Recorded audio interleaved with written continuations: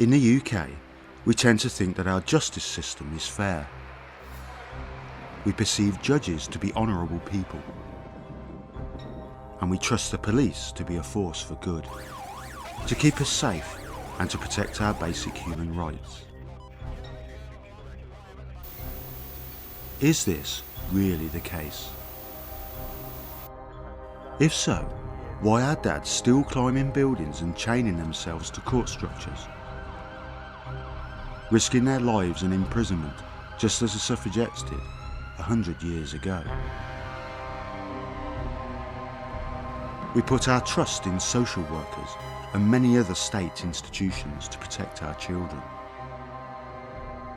The burning question is, does our judicial system really work in the best interests of children? %42% of marriages end in divorce. The family law courts deal with 140,000 children a year.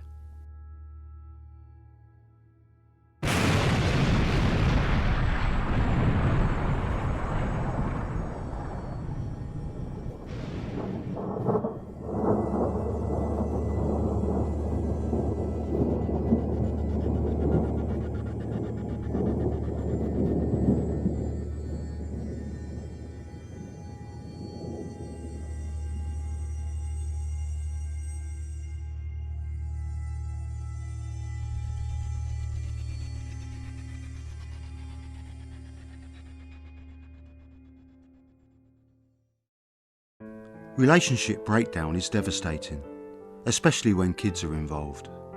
Their world is suddenly turned upside down, and the ripple effect spreads, destroying whole families. When a relationship breaks down, most parents can focus on what is best for their children. They sort out who the children will live with, discuss their educational needs, decide on finances, and avoid involving the children in adult problems. Sadly, a minority of parents cannot do this, and proceed to keep the child or children from the non-resident parent, which in the UK is normally the father. The father is left out of his children's lives, and the children become fatherless. 1 in 3 children live without a father.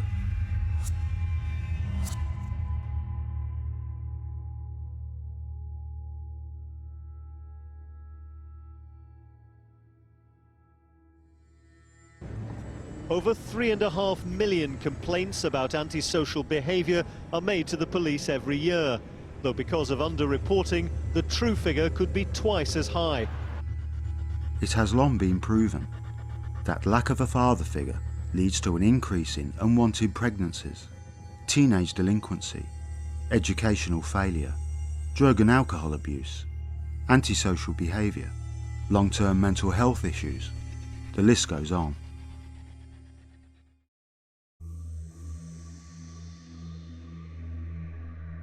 In 2009, the cost of family breakdown to the taxpayer was estimated at £37 billion. By 2016, the cost to the taxpayer rose to £48 billion.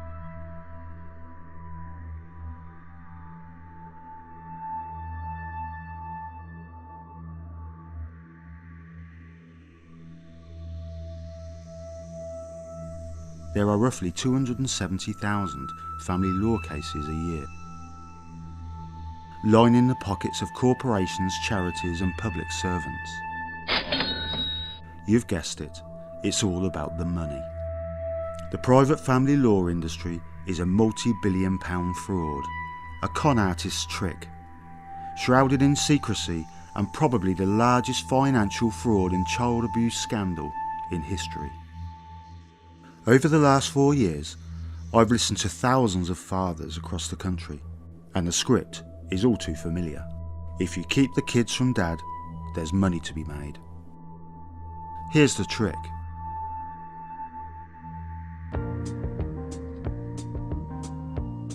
There's dad.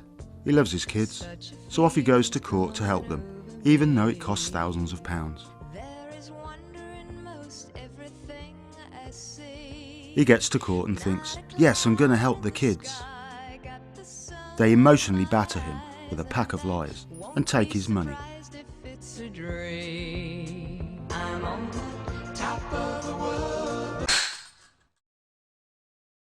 But he isn't finished yet.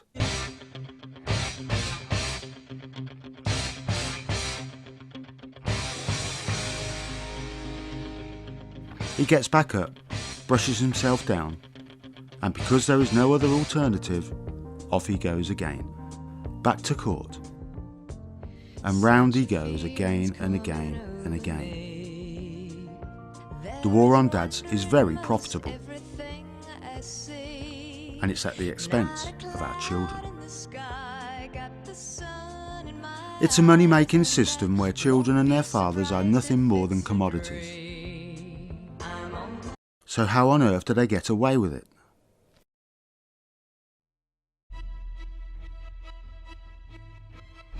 On Tuesday night, I gave the order for British forces to take part in military action in Iraq. Tonight, British servicemen and women are engaged from air, land and sea. Their mission? To remove Saddam Hussein from power and disarm Iraq of its weapons of mass destruction.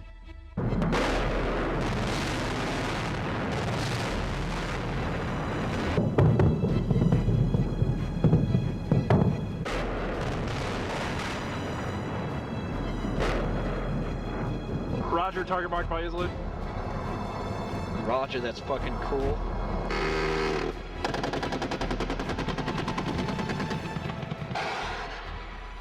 Remember the Iraq War, where the public were told the invasion of Iraq was in the best interest of the Iraqi people? And because of Saddam's arsenal of weapons of mass destruction, we now know, of course, that that was a lie. Although more subtle, the family law industry deploys a propaganda machine run by our own government, charities and corporations to hoodwink the public into thinking they are acting in the best interests of our children. To the family law industry, children and their fathers are the equivalent to oil. They are commodities to profit from. It doesn't seem to matter who is in government. The family law money-making machine continues to roll on unchecked, just as it has done for decades. The UK claims a history of defending human rights around the globe, and yet the UK government denies the basic human rights of millions of its own citizens. The right to a fair trial. What? The right to a fair trial. Well, that's true, I suppose. The right to privacy? Well, yes, all right. I grant you fair trials and privacy are two things the European Convention of Human Rights has given us. But... What about freedom from torture and degrading treatment? Freedom of religion? Freedom of expression? Freedom from discrimination. Ooh, how about freedom from slavery? Yes, of course. Freedom from slavery goes without saying. But... Protecting victims of domestic violence. Okay. But apart from the right to a fair trial, the right to privacy, freedom of religion, freedom of expression, freedom from discrimination, freedom from slavery, and freedom from torture. And degrading treatment. And degrading treatment, and protecting victims of domestic violence. But apart from these, what has the European Convention on Human Rights ever done for us? The UK government and family law industry are contravening just about every human rights convention in the world. They include the UN Convention on the Rights of the Child, the European Convention of Human Rights, the Equality Act, the Children's Act, and the Human Rights Act. These breaches include sex discrimination, torture, right to family life, child exploitation, child abuse, freedom of expression, and the right to a fair trial are just a few of the breaches of British, European and international law. Criminal offences and human rights abuses are being committed by government employees, lawyers, social workers and the police, much of which is paid for by you, the taxpayer.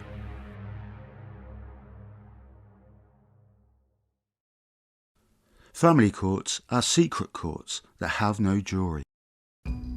The public are not allowed into a court to make sure that justice is done, and journalists are only allowed in by special permission. People involved in a family law case cannot be publicly identified, which pretty much makes reporting the case worthless. The BBC warns its journalists that you must never broadcast or publish any information that might lead to the identification of any children or vulnerable adults involved in the case. For instance, their name, school or address, or any details of the adults involved in the hearing connected with the children. Revealing the identity of people involved in a family court hearing is a criminal offence. It is contempt of court and carries a maximum sentence of 2 years imprisonment. Realistically, what journalist is ever going to risk it? A court held in secret paves the way for a court to act corruptly, and they do act corruptly. The same reporting restrictions apply to parents. By simply speaking out against dreadful injustices, they have identified themselves and the children, and they can go to prison for doing so. Laws, well, yeah, but the of. point is the courts don't necessarily follow the laws because they're in secret. They don't necessarily follow the laws properly, and all sorts of procedural things go wrong. These secret courts go full bore to humiliate and emotionally destroy the father. If you are a dad, you are psychologically abused by the court and its officials. They do this by treating false allegations as fact. If you are big, you are a bully. If you consume more than 21 units of alcohol a week, you are an alcoholic. By the way, the test costs you around £500. If you break down in tears because of the distress of the situation, they say you are unstable. They also speak a different language called legalese, so some of the time you don't even know what they are talking about. Behind closed doors, a secret court can do whatever it wants, with total impunity and with no accountability to anyone.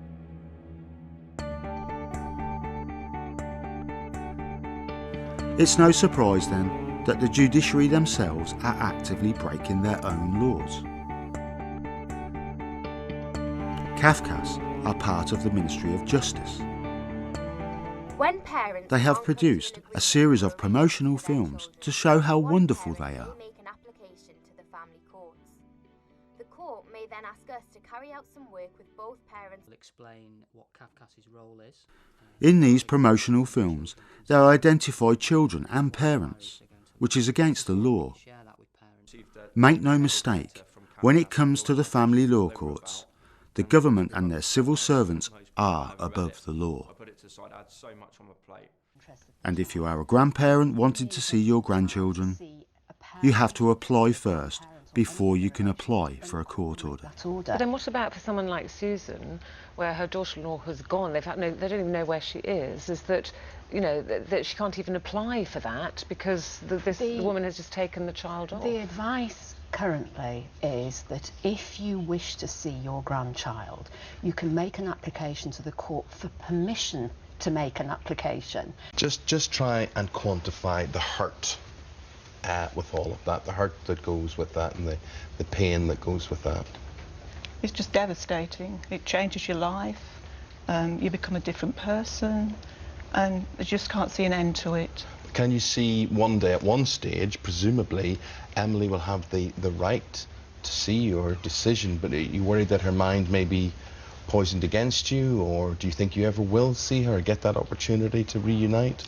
I have to think that I'm going to see her again, and my hope is that perhaps one day she'll want to know who we are and come and find us, and she'll know what nice people we are and what she's been missing. And could I ask you, is this almost like a bereavement to you? A bereavement has an ending. This is like a living nightmare. It hasn't got an ending. You can't put a sticky plaster on and mend it. It's there going on forever. Good afternoon and welcome to the BBC News at 1. The former High Court judge appointed to head the government's inquiry into child abuse has dismissed calls that she should stand down for being too close to those she'll be investigating. Baroness Butler-Sloss is the sister of the late Sir Michael Havers, who was Attorney General in the 1980s and who faced accusations of being part of an establishment cover-up. As you would expect, our family courts are overseen by the pillars of the establishment. Baroness Butler-Sloss obviously must be an upstanding citizen because she was president of the Family Law Division, and her famous nephew says so. From my experience as a nephew, she is the most honest, the most straightforward, the most extraordinarily intelligent woman I have ever known, and he's quite right, I think, in appointing her. She's so honest, she lied and made false allegations of death threats from a father's rights group. Here she is, making a public apology after being caught out. I referred to death threats that I had received as a judge from dissatisfied litigants. Most unfortunately, in referring to the people who had made such threats against me, I included the unwarranted suggestion that the organisation Fathers for Justice was among those who had made such threats. It was not true that Fathers for Justice had made any death threats against me.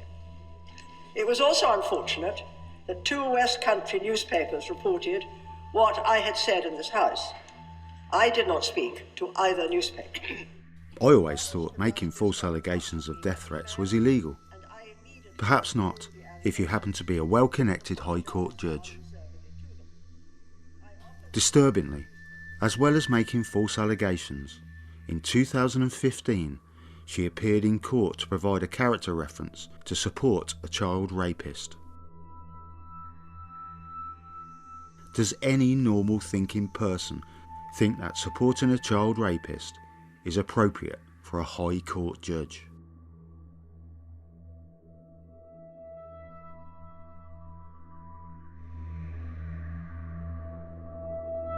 The subtext is, all men are violent and all women are victims. It's a mantra that is fed to us by the media day after day.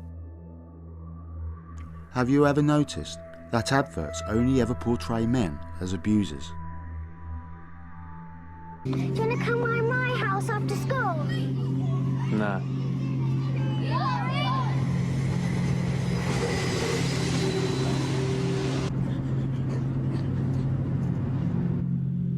Sally, you're not eating again. What's wrong?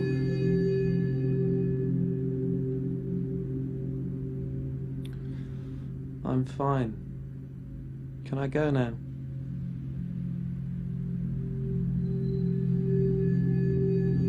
Thousands of children desperately need someone to turn to. Call now and help us be there for them.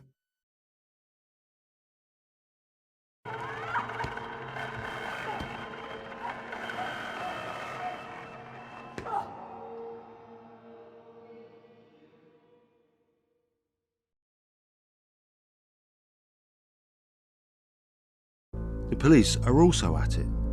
A campaign by the Metropolitan Police and Woolwich Council targets dads directly. If you run a campaign targeting black people, gay people or any other social group, there will be public outrage, and rightly so.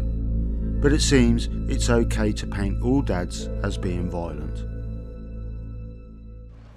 This social experiment sums up society's attitude to domestic violence. Yeah, and I'll try and see you on Thursday, and then get the... What do I do? What? Just doing it very annoying. What? Too fucking plug. Come here. Get your hand off me. Come here. What? Where were you? I'm not talking to you about this. I'm not talking to you about this. Get your hand off me. Who was there? Get your hand off me. Who was there? Tell me who was there. People are looking at us. People are looking at us. Will you get your hand off me? Stop. People are looking at us. What's wrong with you?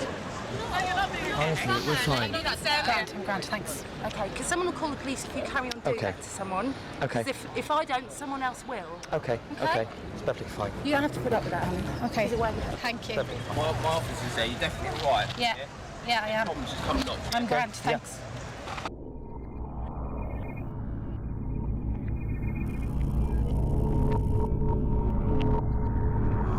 What do I do what? Do you ever listen to Chrissy, stop it. Just, you're crazy, fucking man. manic. I've been talking at you for the last 10 minutes and you haven't listened. You haven't gotten into fucking what I've been saying to you. But you're fucking not even listening to me, that's what. Why do I push you like that? Because you won't fucking respond to me about any, you won't listen to me. You think you're fucking all manly. I wasn't. No, you can't be. No, you can't be. Don't try and fucking walk away. Stop. Listen to me when I'm talking. Don't try and fucking walk away from me. Stop it. Was it fucking bullshit? Was it fucking bullshit? What the fuck is wrong with you? What the fuck is wrong with me? There's nothing. Don't give me that shit, okay? Pathetic. You're so fucking pathetic.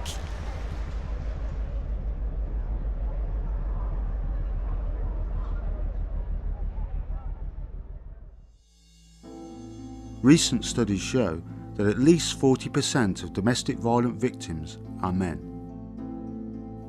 This is considered to be an underestimate because men are less likely to report it and there's a good chance they will be ignored and humiliated. They are selling a lie. They are selling a lie because it's profitable. Let's face it, there are bad men in the world, but there are also bad women.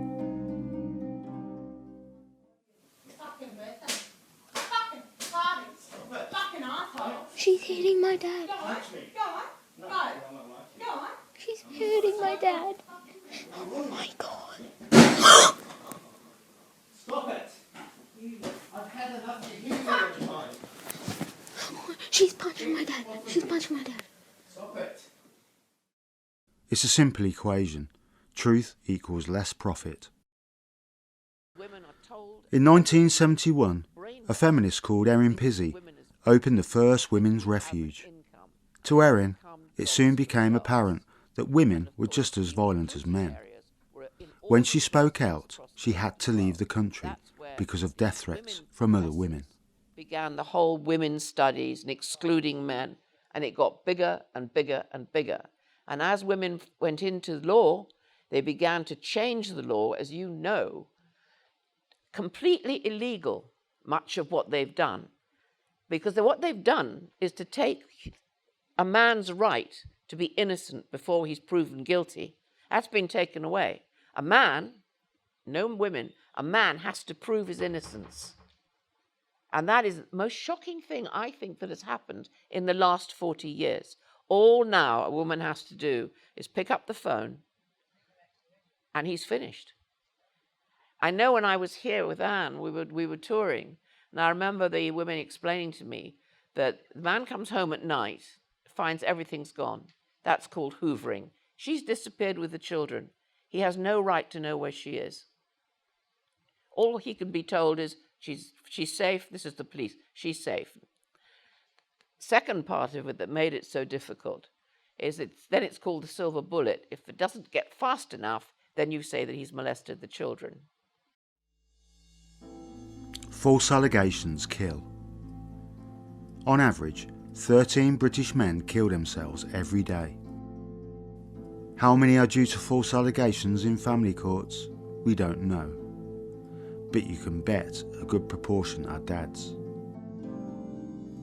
And let's not forget, making false allegations is illegal.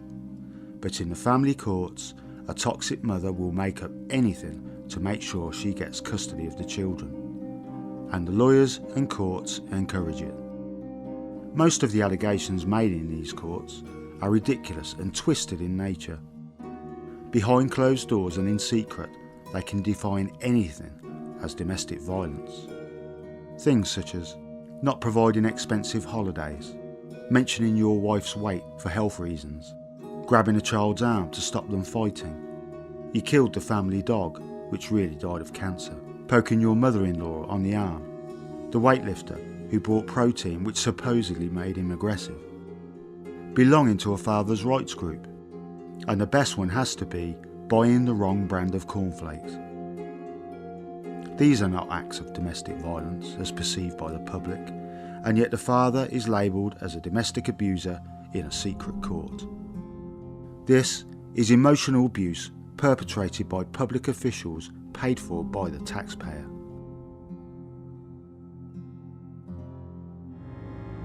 Parental alienation is a form of domestic violence, and in the UK is largely a toxic mother's weapon of choice.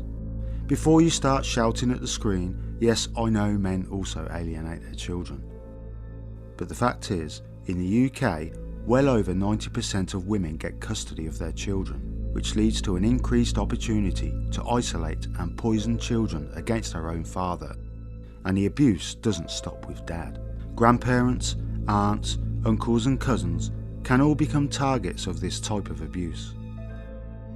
The alienator effectively wipes out half of the child's family tree, often with devastating consequences. The people who engage in this form of abuse only have one thing on their mind, and that's to groom the child and destroy the children's relationship with the other parent, so that they get sole custody of the children and in doing so get the lion's share of the family assets. Make no mistake, poisoning and keeping a child from a fit, loving family is child abuse. Parental alienation involves a set of behaviors that one parent does to damage, destroy, or sever the relationship between their children and the other parent. These behaviors range widely in their severity and include things such as bad-mouthing the child to the other parent, or the parent to the child, and making that child afraid to be with that parent. Many parents who are alienated are falsely accused of abuse as a strategy to get custody. Psychologists have long documented these behaviors among divorced, separated, and even intact families. And parental alienation does not discriminate. It affects same-sex and different-sex relationships. It affects people of all racial groups, economic, and income levels. Many parents, grandparents, step-parents, and extended family members are affected by this problem. Based on my research, I estimate about 13% of parents in this room have been targets of parental alienation. That's over 22 million American adults alone. Some people have characterized parental alienation as a form of child abuse, and the impact on children is severe. Children consider both parents important for their identity, and when they are led to believe that one part of their identity is bad or doesn't love them, this has disastrous consequences for their development. Many alienated children develop psychological disorders, suffer academic decline, and have an inability to develop healthy relationships themselves. Many are suicidal. But parental alienation is a form of indirect aggression. The true target of this aggression is the other parent, and children are their weapons. Therefore, parental alienation is a form of domestic violence. And the impact on the targeted parent is also severe. Imagine your child suddenly believing horrible things about you told by the other parent. Trying to correct them will not change their opinion of you, and in fact, typically pushes them closer to the alienator. Many parents that I've interviewed have not seen or spoken to their children in years. This is a form of unresolvable grief. And we often think that this is a problem between two parents who cannot get along, and it's not. It's typically one-sided. Yet many parents I've interviewed have sought court intervention to help them, and the judges tell them to kiss and make up, play nice. We don't tell victims of bullying to go and shake hands with their bully on the playground. It doesn't work that way. Most of us know someone who's a victim or perpetrator of parental alienation. Please learn more about this problem. And don't be a bystander when you see it happening. Let's all work together to protect the best interests of a child in the way that it's really in their best interest. Parental alienation is a legal form of abuse encouraged by the secret family courts. By encouraging parental alienators to abuse their children, they ensure that dad has to keep going back to court to try and stop the abuse of his own children. Children don't naturally hate a parent. It's the same as racism or homophobia. It has to be taught. And in the UK, mainly taught by toxic mothers. Cafcass stands for the Children and Family Court Advisory Support Service. They say they put children and young people first in the family courts. Unfortunately, it's another lie. They are social workers who are considered to be the experts by family courts and are normally the most influential person in court hearings. Once you get beyond the cartoon image, you soon find out that they are an extreme radical feminist organisation set up by the government. Their real purpose is to ensure that fathers and their children become stuck in the family court system to increase profits for the industry. The CEO of Cafcass is Anthony Douglas, CBE. He used to be the Director of Social Services at Suffolk County Council. While in that post, he had to apologise for the death of a child under his department's care. Shortly after the child's death, it was pre-arranged that Anthony Douglas would be promoted to CEO of Cafcass, who are the largest employer of social workers in the country. In 2008, he was awarded a CBE for services to family justice. He earns £165,000 a year, which is more than the Prime Minister.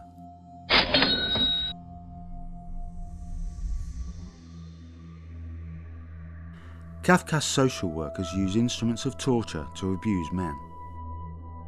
Knowing your children are being abused by a toxic mother is torture. And knowing your children are being used as weapons is torture. It is torture on the child, father and extended family. And it can go on for years and sometimes decades. Here are some of the tricks Cafcass use to torture fathers. The catch-22. You can't see your children unless you own up to false allegations. If you admit to false allegations of domestic violence, you're not going to see your kids anyway. Suggest you are a paedophile. There was a dad in a contact centre seeing his son. His son was very upset, so he sat him on his lap and comforted him. In an official report, the social worker wrote that he inappropriately rubbed his son's back down to his bottom. Ignore child abuse inflicted by the mother. They mostly leave out the father's evidence and only catalogue the mother's exaggerated grievances and manufactured accusations of domestic violence. Cafcass social workers are committing criminal offences to keep children with an abusive mother. Sometimes they don't bother showing up at court hearings, so they cannot be questioned. They send someone else to cover up their willful negligence. Cafcass social workers use a dirty trick devised by the Ministry of Justice. When taking the stand in court, you have to swear under oath to tell the truth, apart from Cafcass social workers. This means that social workers can lie without fear of being charged with perjury. They can lie, and they do lie, with total impunity. And it is absolutely evil. Well, women just use the system, and the social workers conspire because it is a myth that the child should stay with the mother and the mother knows best. The mother does not know best and it is utterly detrimental to the child. The social workers conspire. The social workers conspire. The social workers conspire. Coming soon in part 2, the bent police officer who got away with perjury. The Cafcass manager who covered up the crimes of a social worker. The henchman who advised the government to break international law. And the politicians who ignore and enable child abuse on an industrial scale.